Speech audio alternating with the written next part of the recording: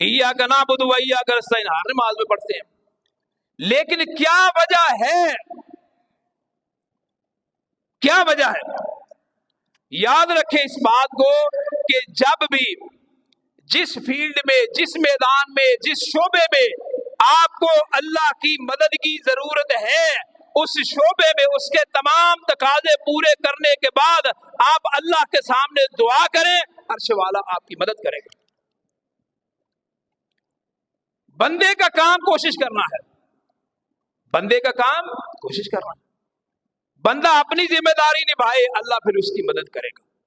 यारो देखो कितना आसान काम था, कितना आसान काम था कि मूसा अलैहिस्सलातु वस्सलाम को अल्लाह ने हुक्म दिया कि अपनी लाठी को छोड़ो। लाठी छोड़ी, अब लाठी एक खौफनाक सांप बन गई। हत्ता के कुरान के अल्फाज है कि खुद मूसा अलैहिस्सलाम डर गए कि ऐ क्यों है?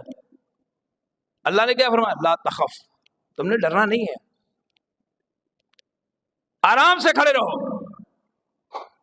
अब मूसा अलैहिस्सलातु वस्सलाम अपना काम कर रहे हैं, तो क्या ये काम आसान नहीं था कि वो सारे का सारा जो जादूगरों का काम हो रहा था वो फिरौन के महल में हो रहा था।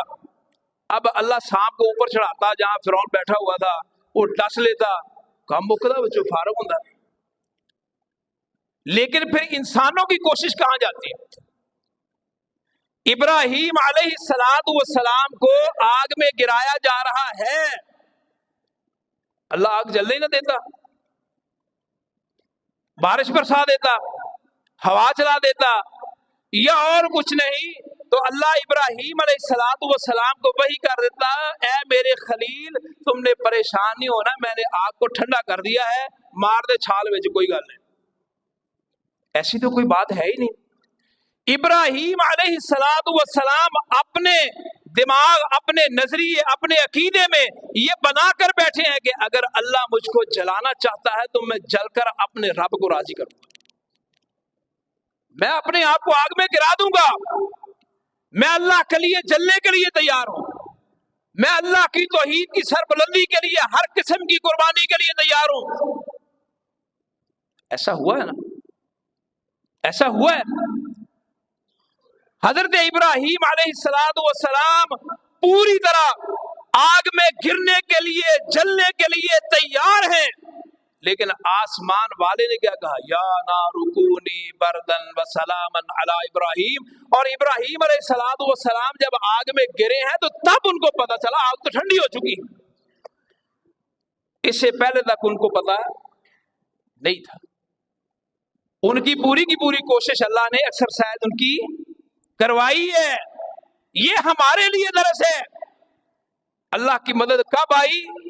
जब हम अपना काम पूरा कर चुके, और जब हमने अपना काम पूरा नहीं करना तो मदद कहां से आएगी?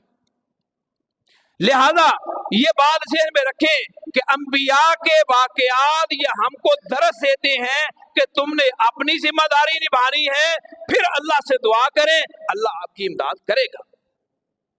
इय्याका नअबुदु इय्याका नस्तईन। इस तरतीब को समझ लें, आप इस तरतीब को समझ लें। जब आप इस तरतीब को समझ जाएंगे तो इंशाअल्लाह फिर अल्लाह की मदद आएगी। फिर जहां चाहोगे इंशाअल्लाह अल्लाह की इमदाद आएगी। लेकिन इस तरतीब को तो ठीक करो। अल्लाह की मदद तब आती है जब आप अपना काम पूरा करें। जब हाजरा को छोड़ के आए हैं तो अल्लाह ने कहा तुमने बात भी नहीं करनी, नहीं की। अब वहां पर बियाबान के अंदर अल्लाह ने इब्राहीम के खानदान की कफालत की है कि नहीं की? उनकी इमदाद की है कि नहीं की? फिर अल्लाह ने कैसी इमदाद फरमाई?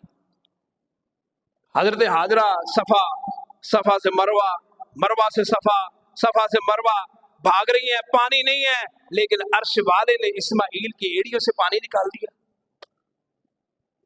आप अपना काम पूरा करें, फिर अल्लाह की मदद उतरती हुई आपको दिखाई देगी।